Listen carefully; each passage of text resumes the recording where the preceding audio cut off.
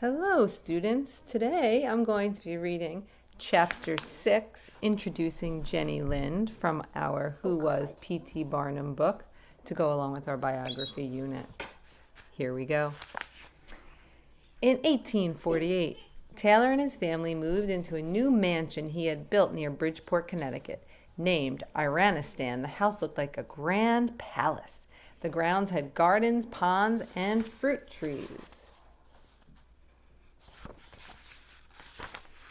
People from the towns of Bridgeport were allowed to wander the grounds and visit the gardens any time they wanted. Then Taylor heard about a Swedish singer named Jenny Lind. He thought she could be his next big star. Taylor wanted to bring Jenny to America. Jenny was born in Stockholm, Sweden in 1820 to a poor family. When she was 9, she attended the Royal Dramatic Theatre, where she studied music. By the time she was in her mid-20s, she had become the most famous singer in Europe.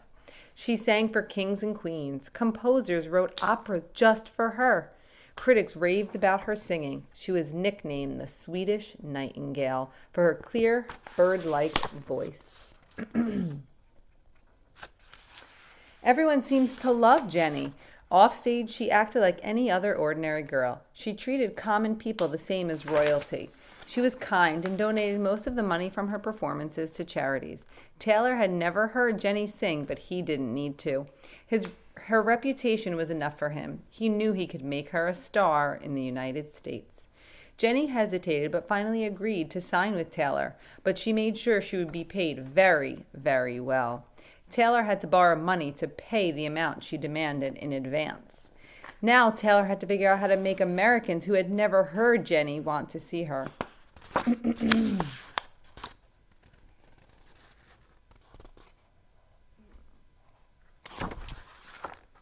He sent reviews of Jenny's concerts in Europe to American newspapers.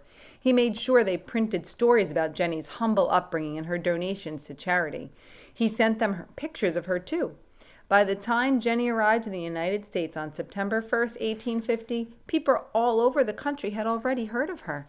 Thousands greeted her at her ship in New York and cheered for her. Lind performed in 16 cities between September 1850 and June 1851. The tour was a big success, but Jenny asked to be released from her contract after only 93 performances out of the 150 that they originally planned. Taylor agreed. The tour had been exhausting. Travel on a rough steamship and long trains had been difficult.